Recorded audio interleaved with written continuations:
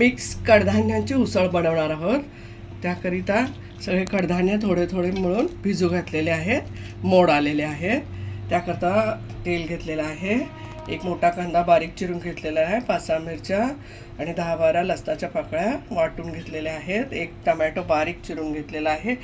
छोटंसं वाळं खोबरं किसून बारीक घेतलेलं आहे आणि कढीपत्ता घेतलेला आहे. कोथिंबीर बारीक चिरून घेतलेली आहे.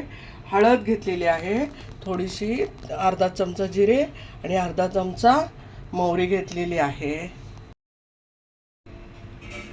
आता आपण हे उसळ आहे, थोडं तवा गरम झालेला आहे, त्या तव्यावर आपण हे भाजून घेऊया. आणि भाजल्यानंतर उसळ लवकर शिजली जाते.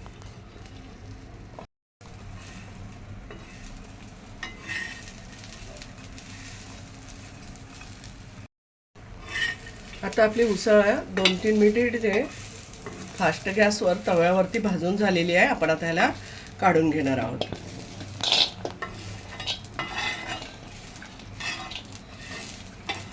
मी तव्यावर भाजते, तुमच्याकडे पॅन असेल तर पॅनमध्ये सुद्धा भाजू शकता.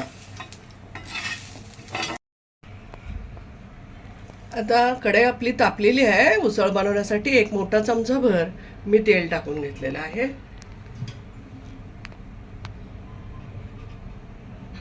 आता आपण तेल टाकलं म्हणून मोहरी टाकत आहोत.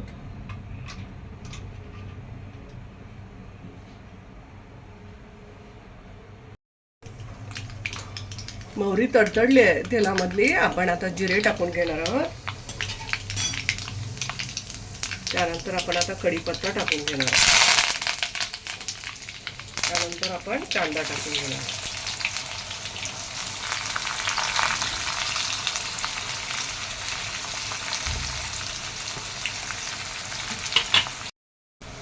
आता कांदा आपला गुळधर व्हायला लागलाय, तर आपण आता नमलाय कांदा, तर आपण जरा खोबरं टाकून घेऊया. खोबऱ्याचा कच्चेपणा जाण्यासाठी पहिले प्रथम खोबरं भाजून घेऊया. ह्याच्यामध्ये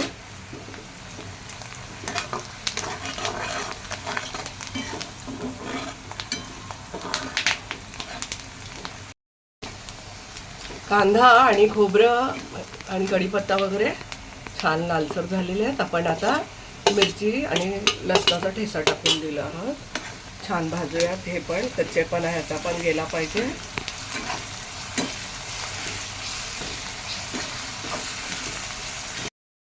टोमॅटो टाकून घेऊया आपण आता.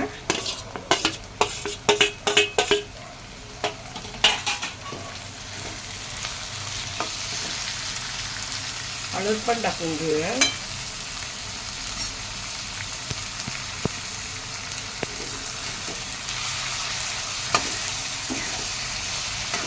कोथिंबीर पण टाकणार आहोत.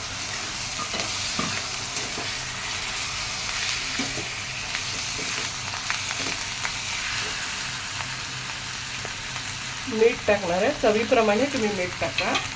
मला 1 चमचा पुरे आहे म्हणून मी 1 चमचा घेतलाय. आता कडधान्य आपले भाजलेले होते ते टाकून घेणार आहोत.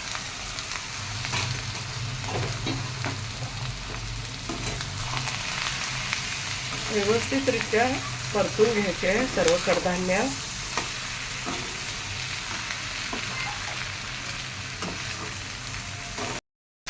आपली उसळ चांगली परतून झाली आता.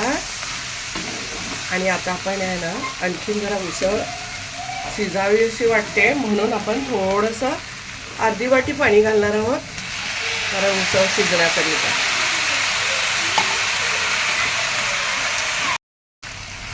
आता आपली उसळ रेडी झाली आहे खाण्यासाठी. ही उसळ तुम्ही डब्याला पण देऊ शकता.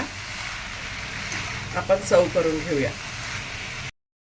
आपण खाण्यासाठी उसळ सर्व केलेली आहे. ही उसळ तुम्ही भाकरीबरोबर, चपातीबरोबर, बाजरीच्या भाकरीबरोबर, तांदळाच्या भाकरीबरोबर मस्त खा. स्वस्त राहा, आनंदित राहा. लाईक करा, शेअर करा, सबस्क्राईब करा.